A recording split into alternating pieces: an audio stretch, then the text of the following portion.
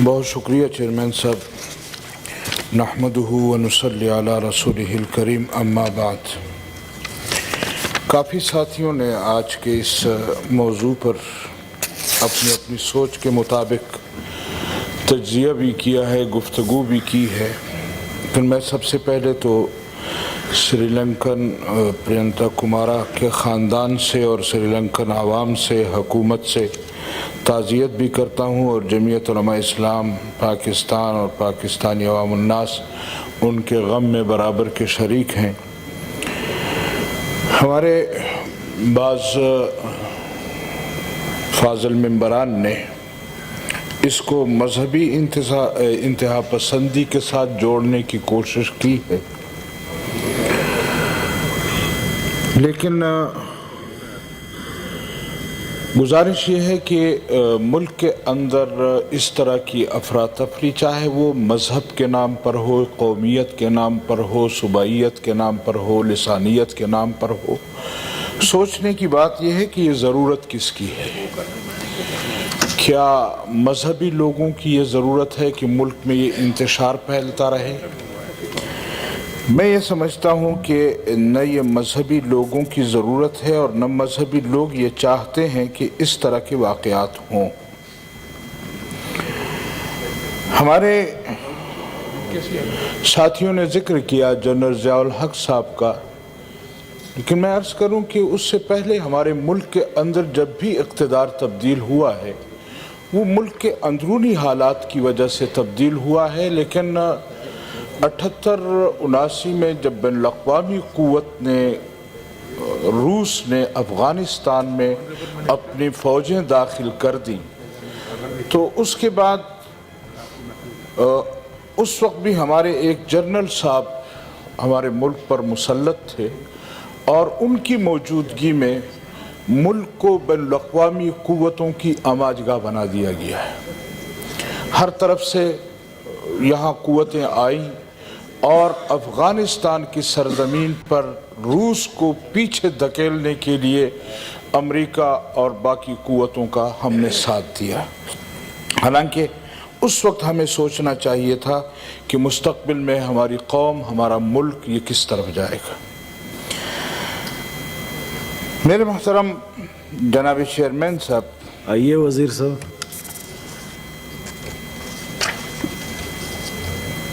जी, जब भी इस मुल्क में बैनुल अक़वामी क़ुव्वतों ने कोई बड़ा काम हमसे कराना हो, मेरे ख़्याल में उसके लिए कभी भी सिविलियन हुकूमत या सिविलियन लोग उनके लिए शायद वो काम नहीं कर सके, या अवामी दबाव की वजह से या जिसकी वजह से जब भी कोई काम हुआ है तो हमारे जर्नल इस्तेमाल हुए हैं। जी,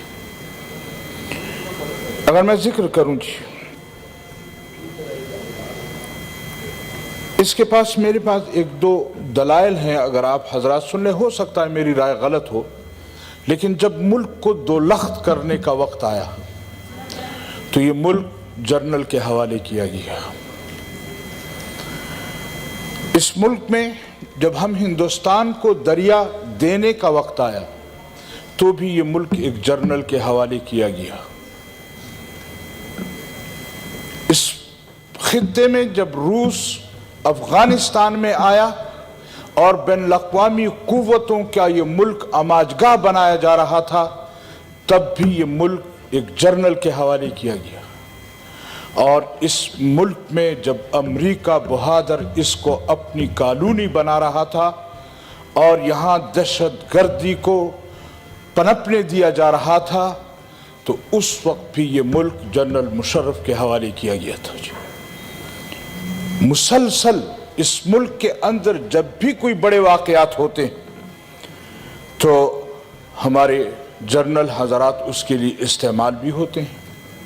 और आजकल मेरे ख्याल में इस वक्त जो सूरत हाल मुल्क की बनी हुई, अवाम लाख पीटें, अवाम लाख रोएं, तब्दीली का नारा जो लगाया गया उसकी बुनियाद पर इस कौम के साथ जो खिलवाड़ खेला गया, कोई परवाह नहीं है हुकूमत को, चाहे कौम के साथ कुछ भी होता रहे। जो महंगाई है, जो कुछ हो, इनको सिर्फ अपने इक़्तिदार और बैनुल-अक़वामी क़ुव्वतों के वो मुतालबे पूरा करना है कि हमें किस तरह इस मुल्क को मजहब से हटाकर बैनुल-अक़वामी क़ुव्वतों की आमाजगाह किस तरह बनाएंगे। और मैं ये समझता हूँ कि मुल्क के अंदर सिर्फ ये वाक़यात सियालकोट में नहीं हुआ। मेरे मोहतरम फाज़िल मेंबर जनाब मुश्ताक साहब ने उसकी तफसीली बयान किया है। ये वाक़यात सिर्फ ये नहीं है कि स्कूल और कॉलेजों में हुए, इसका निशाना हम भी बने, इसका निशाना मजहबी लोग भी बने हैं, इसका निशाना मदरसे भी बने हैं, इसके निशाना मजहबी तालिब इल्म भी बने हैं। मेरे पार्लियामेंट के मेंबरान जो जमीयत उलमा इस्लाम के अरकान थे वो भी इसका निशाना बने। लेकिन इस बुनियाद पर यह कह देना कि जी ये मजहबी लोग हैं, मजहब को बदनाम करने के लिए हर दाढ़ी पगड़ी वाले को कहा गया।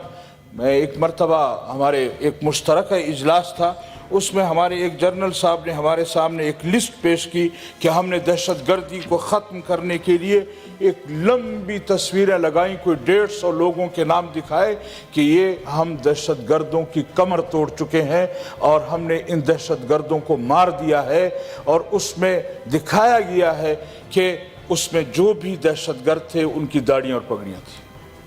तो मैंने उसी जर्नल से उसी इजलास में सवाल किया था कि मोहतरम ये भी तो बता दो ना कि इन लोगों को दहशतगर्दी की तरफ धकेलने वाला, इनको ट्रेनिंग देने वाला, इनको पालने वाला वो कौन लोग हैं? क्या वो मदरसे वाले थे? अगर आप उनके लिए इस मुल्क के अंदर पटरासी जैसे सेंटर बनाएंगे, उनको तरबियत देंगे, उनको गोलियां चलाना सिखाएंगे, फिर उनको इस्तेमाल करेंगे बॉर्डर से बाहर, और फिर भी इल्जाम मजहबी लोगों पर। मैं दावे से कहता हूं कि आज भी दीनी मदरसे में किसी एक में भी कोई एक दहशतगर्द भी नहीं। और इस्लाम को बदनाम करना, उसके लिए बैनुल-अक़वामी क़ुव्वतों के इशारों पर चलना, जी ये आमिर लोग करें और गिला फिर मजहब से किया जाए, यहां मजहब का नाम लिया जाए कि मजहबी दहशत। श्रीलंकन लोगों से ताज़ियत करनी थी। मैं उनको भी ये बतलाना चाहता हूं कि उनके कत्ल में मुलव्विस एक भी मौलवी नहीं, एक भी मौलवी उसमें नहीं।